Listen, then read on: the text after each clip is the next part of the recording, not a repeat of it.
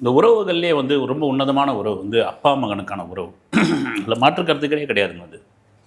ஏன்னா 5 வயசில் அப்பா வந்து நண்பனாக இருப்பார். அப்புறம் 10 வயசில் வந்து ஒரு மாதிரி என்னடா இருந்தாலும் ஸ்ட்ரிக்டாகவே இருக்காரு அப்படின்னு தோணும். ஒரு 15 16 வயசில் பார்த்தீங்கன்னா கொஞ்சம் எதிரியா, கொஞ்சம் இல்லை நிறைய எதிரியா தோணும். ஒரு 20 வயசில் அம்மா கிட்ட இந்த ஆளை எப்படிம்மா நீ கல்யாணம் பண்ணிக்கின, இந்த ஆள் எப்படி அப்படின்ற மாதிரி கேள்வியாக கேட்க தோணும். அப்புறம் ஒரு 30 வயசு 35க்கு அப்புறம் வந்து அவன் அப்பாவாக ஆகிடுவான். ஒரு 40 வயசில் குழந்தைங்களாம் வளர ஆரம்பிச்சிடும்.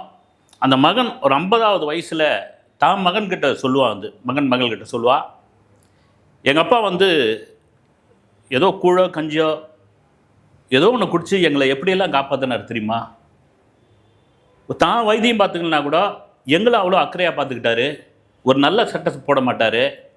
நாங்கள் வரிசையாக எங்கள் அண்ணன் தம்பிக்கு செருப்பு இருந்தால் அவருடைய செருப்பு மட்டும் தனியாக தெரியும். அப்படி அப்பள மாதிரி மெல்லிஸாக போன ஒரு செருப்பு தான் போட்டுக்கிட்டு இருப்பார்.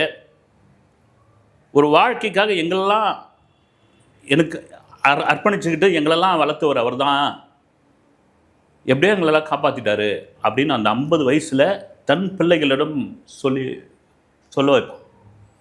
இப்போ கூட நீயா நானா நிகழ்ச்சி ஒன்றுத்தில் வந்து இந்த அப்பா மகன் செக்மெண்ட் ஒன்று நடந்துகிட்ருப்போ, நீங்கள் எதாவதுக்காவது உங்கள் அப்பாவை பார்த்து கோவப்பட்டிருக்கீங்களா அப்படின்னும் ஒருத்தர்கிட்ட கேட்பார் கோபிநாத். சொல்லுவார் வந்து, சார் நான் மேலே வீடு கட்டணும்னு ஆசைப்பட்டேன், அதுக்கு ஒரு 6 லட்ச ரூபா தேவைப்பட்டது. எங்கள் அப்பா கிட்ட வந்து ஒரு 8 லட்ச ரூபா இருந்தது. போய் கேட்டேன், நான் ஒரு 6 லட்ச ரூபா கேட்ட உடனே தர முடியாது போடா அப்படின்ட்டாரு. பயங்கர கோபம் ஆகிப்போச்சு.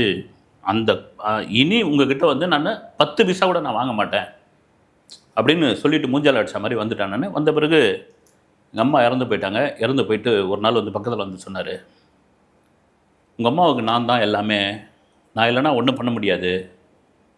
நான் எப்படி ஒரு ஆதாரமோ அதே போல் ஒரு வேளை நான் இறந்து போயிட்டா அந்த 8 லட்சம் தான் அவளுக்கான ஒரு பெரிய ஆதாரம்.